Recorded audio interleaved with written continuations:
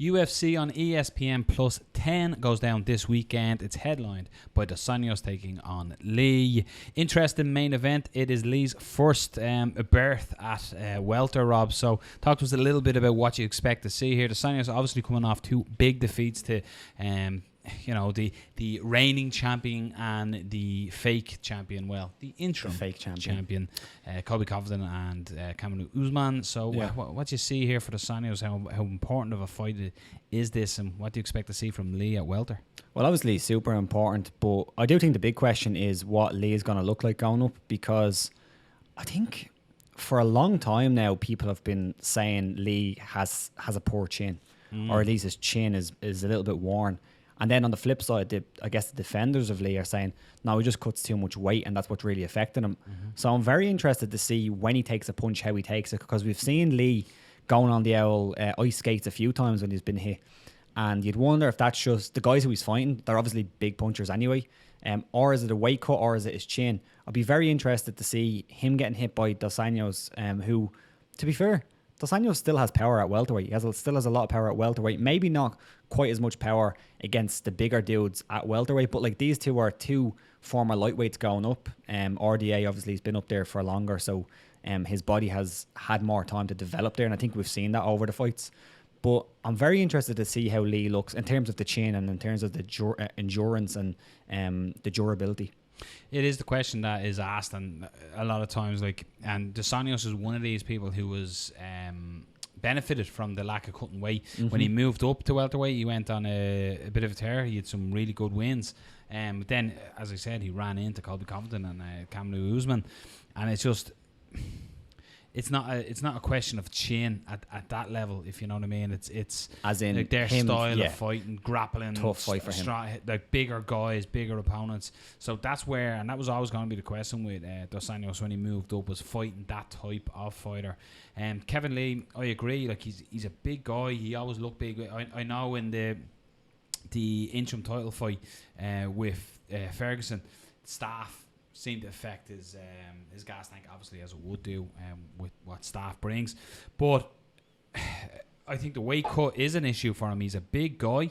I'm not too sure 100% what he stands at. I think he's like 6 foot. Maybe he's not. He's 5'9". Thick, isn't he? Thick. He's a big guy, yeah. So it'd be interesting to see what benefits come out of it for him. Will he have more cardio? Can he be more aggressive in his style of fighting? But fighting wise, what way do you expect Lee to see this? Because I know we always tend to say blueprint, but surely the last two RDA fights show you can beat him by just grappling like that. Yeah, that was always the fear with RDA going, not even just going up, just in general, is that the guys who can wrestle him and who can keep him on the floor, even though he's great with his jiu-jitsu, he's not really a guy who's going to play off his back.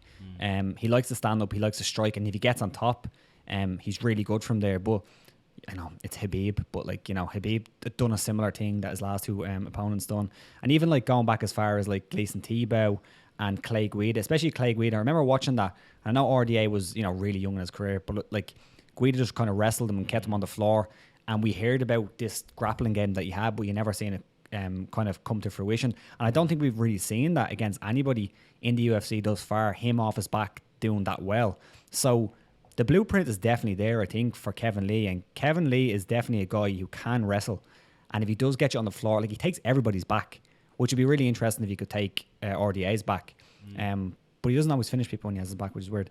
But I think the blueprint is there. If Kevin Lee wrestles, can get him to the floor and can grind out a decision, which is going to be 5 rounds. So, I think in this case, I'm going to give a bit of an advantage to the guy who's fought at this weight before as well, especially because it's 5 rounds. Interesting. What about the reach? There's a big reach advantage there as well. It's 77-inch reach advantage in favour. Kevin Lee is 77 and RDA is 70. So we know TKO, knockout, they're both low percentage for Kevin Lee, but maybe that's something he can utilise into this one, sticking, something we've seen Donald Cowboy Cerrone, I'm certainly not comparing the striking, but something we've seen with Cowboy Cerrone, used his reach brilliantly against Iaquinta, peppering off that jab. Do you reckon that could be something that we could see in this fight, where he might try to chain up his takedowns by utilising his reach? And because you're going to find RDA is going to have to try and get on the inside, and if he gets too close, boom, change levels, takedown. Yeah, I guess so. The reach is there. I wonder how he would use it, because you would assume that he wants to get close. Speaking of Kevin Lee, because you'd assume that he wants to get some takedowns. Especially when he kind of mixes up his game. I think he fights best when he mixes up his game with everything. So you'd wonder if he does try fight from range. RDA has proven that he's really good at closing distance and getting people up against the cage and landing shots from there. So I don't know if the reach is going to be that much of a factor here, but you never know. What I was meaning by that was more so to keep him at bay. And then when RDA does close that range, change levels, take it down. Interesting. Now, I know, again, these stats will have changed significantly in RDA's recent fights, but he's got a 58% takedown defense, which isn't great. Not great. So fully expect to see Kevin Lee. I'm just looking at the UFC website here, and Kevin Lee gets takedown 3.1 takedowns per 15 minutes. So good stat there for Kevin Lee. And again, I think the blueprint is there.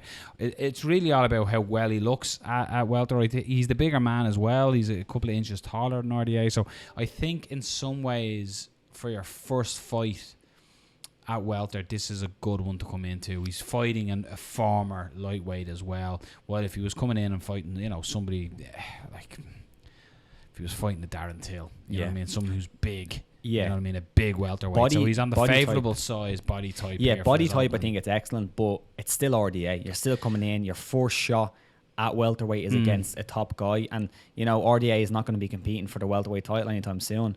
But he's still a really good fighter there, and he has proven that he's an excellent fighter. He's beaten some really good guys like Robbie Lawler, even Neil Magney. If you want to talk about reach, he's dealt with his reach.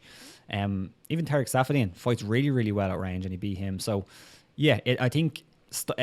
Body type wise, it's perfect. It's not a huge, enormous guy, but then it's still a really, really good fighter who's going to put on pressure for 5 rounds. And how is your gas tank going to deal with that?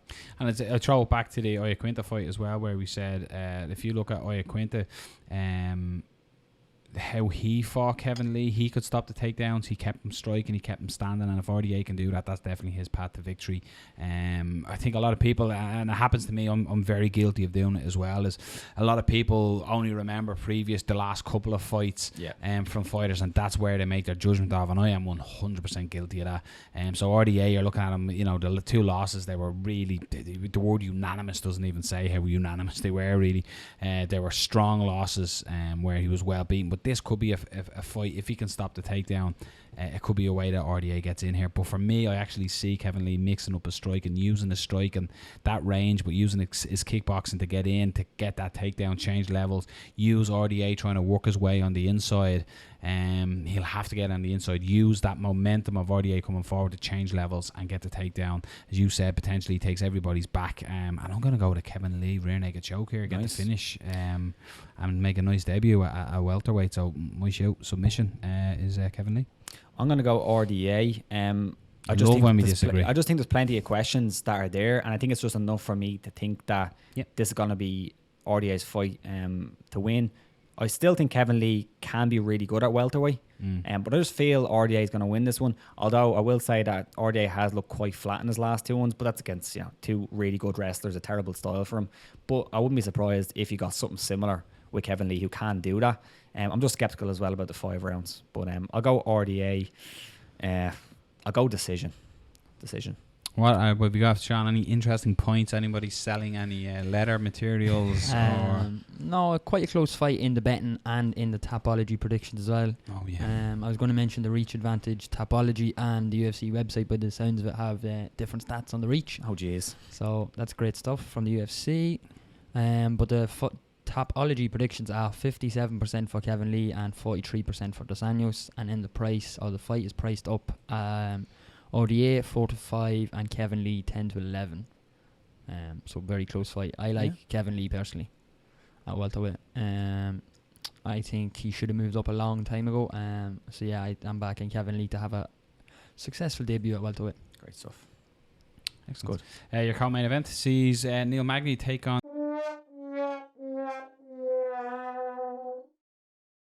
Antonio Carlos Jr. taking on Ian Heinisch, we'll go with, fair enough. Of course, he come off Dana White's Contender Series, taking on Antonio Carlos Jr. What did I say? He won Brazil tough, didn't he, back in the day? Carlos Antonio Jr.? Yeah. He might have. I think he did. He might have. Can't remember off the top of my head. I think he did. That's a great nickname though.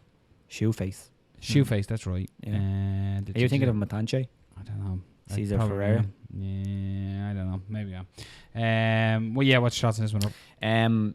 Just looking at, I'm going to do a bit of MMA maths because it works all the time.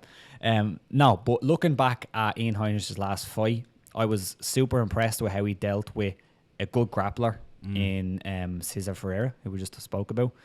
And he got out of some bad and tricky situations, and I thought he looked good with his wrestling, his grappling, getting back to his feet, and then punishing Mutanche when he was on the feet.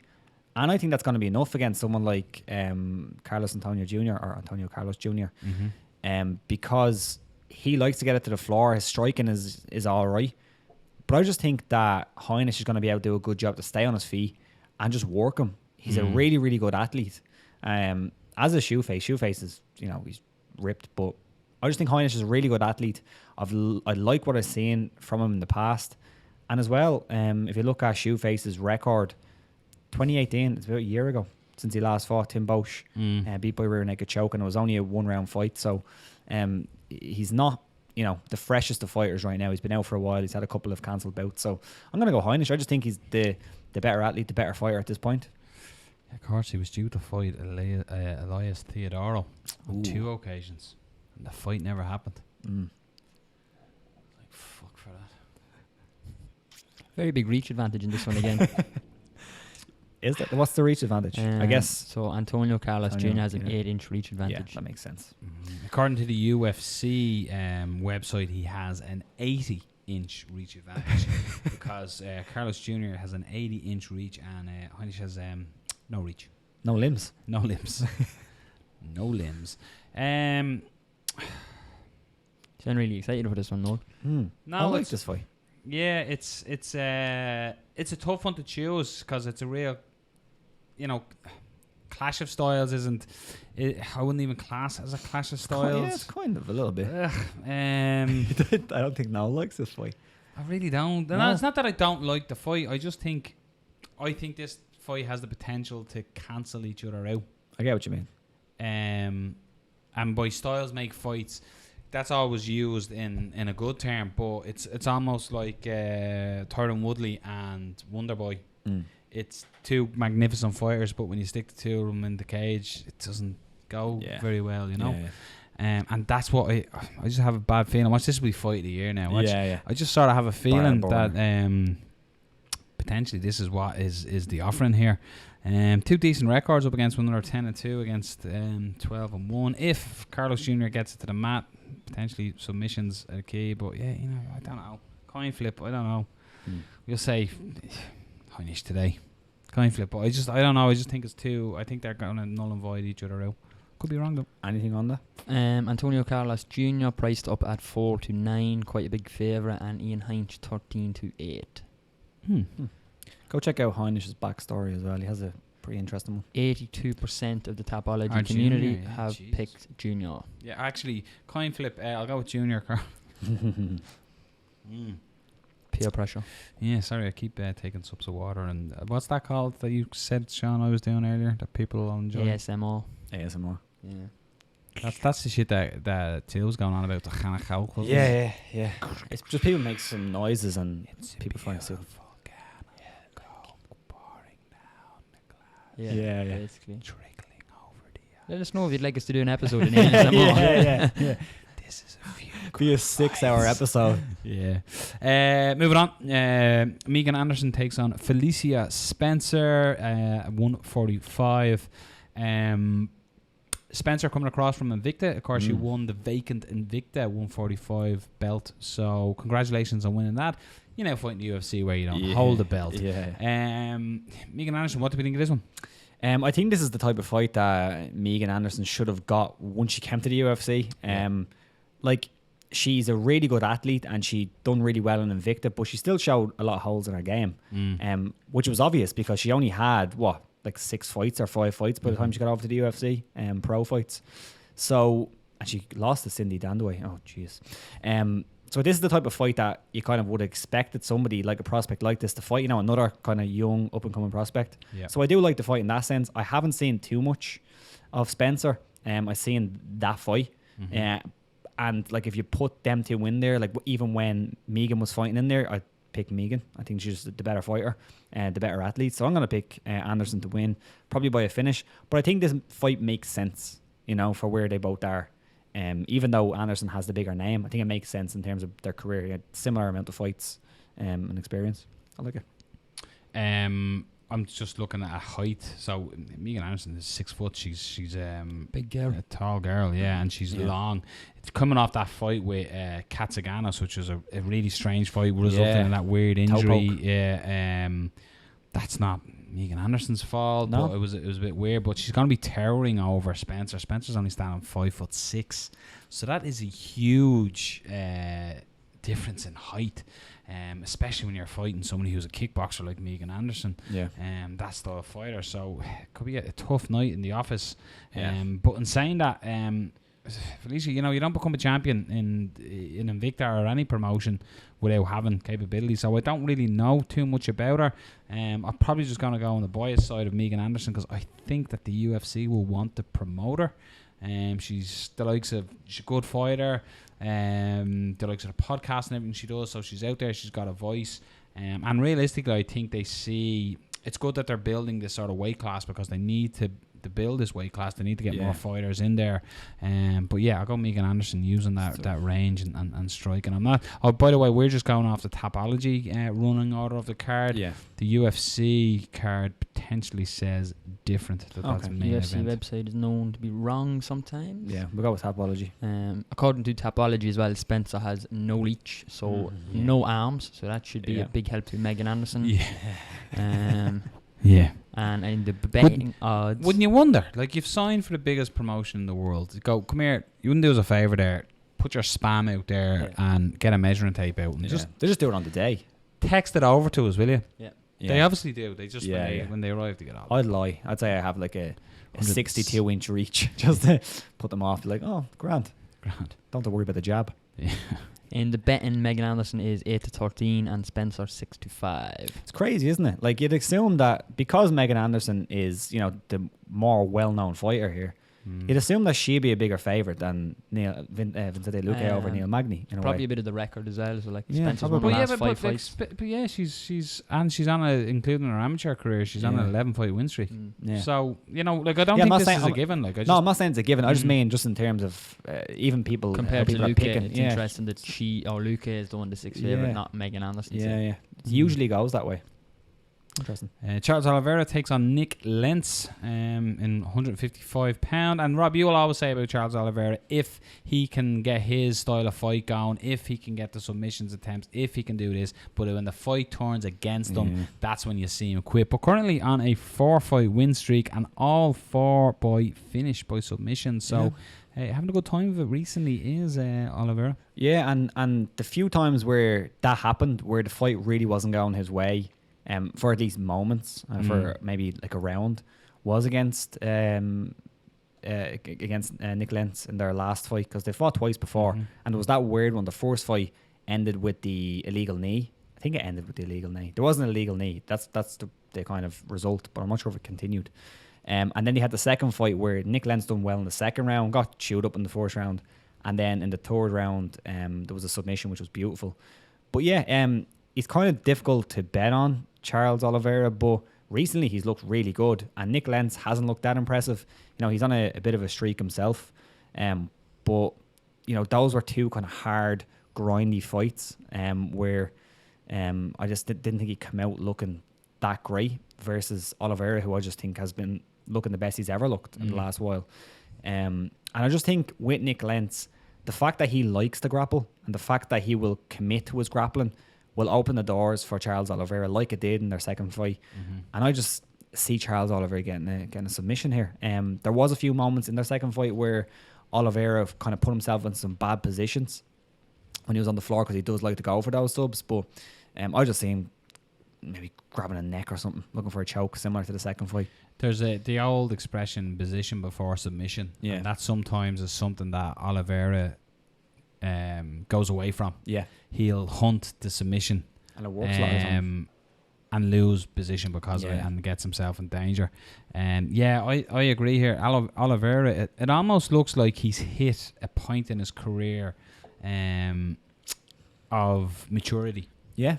He is still only 29 as well, according to Tapology. Yeah, but I mean, like, in how he approaches his fights, and like, I know his weight is always an issue for him, making the weight as well, but he for me he seems more settled in the cage. He doesn't seem as rushed and everything. So yeah, I see Charles Oliveira here as I'd be interested to see the odds actually, but I would imagine he's a big favourite as well on the card. So. Yeah. But yeah, Nick Lentz, I really just see Charles Oliveira and going the same way, getting the submission. He's a bigger dude inside the first round as well. I can see him getting it done as well. Nice. So yeah, he's just. I just think he's matured, and where the point I'm saying about submission or position before submission, he's gone away from that, and he's a little bit more controlled in his attack. And he's an underrated striker, I think. Yeah, I'd agree with that too. Yeah. But I think if Lentz can survive the early attacks and maybe work to the body and try and take away some of the gas tank, heart is the question. And for the love of God, Charles Oliveira just reminds me of Nanny that used to play for United. Oh yeah. Oh shit. Yeah. Absolute spit of him. And a bit like Nanny as well. Some days he turns up and he's phenomenal, then other days you're like, this fella's a clown. But I'll go Charles Oliveira submission. What are the odds, Sean? 95% of Tapology voters have picked Oliveira, which is interesting. Not quite reflected in the odds. Oliveira is a big favourite. He's 3-10, and Nick Lentz is 11-5. There's a little bit of biasy there as well, because I just think a lot of people don't like Nick Lentz. They really dislike him, for understandable reasons. What reasons are they? He's a bit of a dick. I'm trying to figure out now, because I'm looking at Tapology and I'm like, I don't want to do a fight that's not on the card. So, but I do think this is on it. The debut Ramos and Austin Hubbard I think it is. Opens up the main card, I believe. Tossing this one in the lightweight division. It's a good fight. I like Davi Ramos. He's an absolute stud at grappling. If you look at, I was looking at it today because I wanted to see, because I know people always talk about his credentials. If you look at who he's beaten in BJJ, he has Augusto Mendes on his kill list. He has Jeff Monson on his kill list, and Jeff Monson is a heavyweight. Davi Ramos is a lightweight. So do the math. So he's really, really good there. And I was watching some highlights of Hubbard, and he likes to grapple himself, which makes me think that this is Ramos's fight to lose. Yeah. If he does grapple with him, I just see Ramos getting on top and getting a submission probably pretty quickly. But again, it's a debut fight for Hubbard. We don't really know what he's made of just yet. We'll see. But I just think this is a tough fight. Coming in fighting Davi Ramos in your debut fight, and you like to grapple yourself. Like, he has striking, he likes to strike, but every highlight I see from him, he strikes into some takedowns, and that could be a problem. So I'm gonna go Ramos by submission, first or second round. He'd do wise to stay on the outside. He's the much taller fighter in this one. I know we're talking about height and all that stuff as well, but he is the much taller fighter, standing 5'10", while Davi Ramos is 5'6". So significant reach advantage on his side as well. It's not actually; it's only about 2-3 inches. But yeah, you're gonna get choked out if you play the game. You know what I mean? If you engage, it'd be quite similar to like saying, you know what, I'm gonna fight Damian Maia and I'm gonna try to take him down. Don't do that. Gunnar Nelson done it. Yeah, didn't work. Davi Ramos, for me here by submission. But again, Austin Hubbard, don't know all that much about him. Coming into it, so he could be the I always refer to this as the Mike Perry. He could be the Mike Perry of, the shadow of picks on it, the shadow on site. And stand out here on the undercard. That is what we believe What's is the the odds in main this one, card. actually? Yeah, sorry, odds there. Davi Ramos 1-4, quite a big favourite, and then Hubbard 5-2. So makes sense. One that stands out for me is Aspen Ladd on the prelims. Sherelle Eubanks. Aspen Ladd has looked great. Yeah, looks really good, and it's a good fight for her because Eubanks obviously has that name from coming off tough. But she's also, it's not this weird fight where Aspen Ladd is coming up and, Eubanks has been around for so long. They're, they're both kind of inexperienced, relative to everybody else. But man, Aspen Ladd is fun to watch, and she's vicious. Like, if you look at her picture, it's like, she looks nice and sweet. And then, nope, she's crazy. So that's a fun fight. Really fun fight. What I liked about Aspen Ladd as well is potentially one of the biggest cards last time out when she fought She was on the Habib McGregor card, and yeah, not a bother to her. Got in there, Tanya Evinger beat the brakes off her. Yeah. So yeah, excellent undercard fight. But anything else, Rob, that jumps out to you on the undercard? Not really. I'm interested to see how. Nope, the rest is shite. I'm interested to see how Trevin Giles does against Zach Cummins. Zach Cummins has been around for a while, but looking at Giles' record, he has some really good names on that. He's 11-0. He's beaten Bragan Neto. He's beaten Ryan Spann, who had that huge win recently last week. So yeah, I'm interested to see how he does, and he has a lot of finishes, finishes on his career. So yeah, check him out. Excellent. That is UFC on ESPN Plus 10. Dos Anjos against Kevin Lee. Few good fights. So apparently if you press this button somewhere here, it subscribes and you get all the notifications for the show. So hit that button there. You have to click the bell though to get the notifications down the bottom. Make sure you hit that, and they get the ringer things because Rob didn't know. So it's the button there or there. It's somewhere roughly around that area.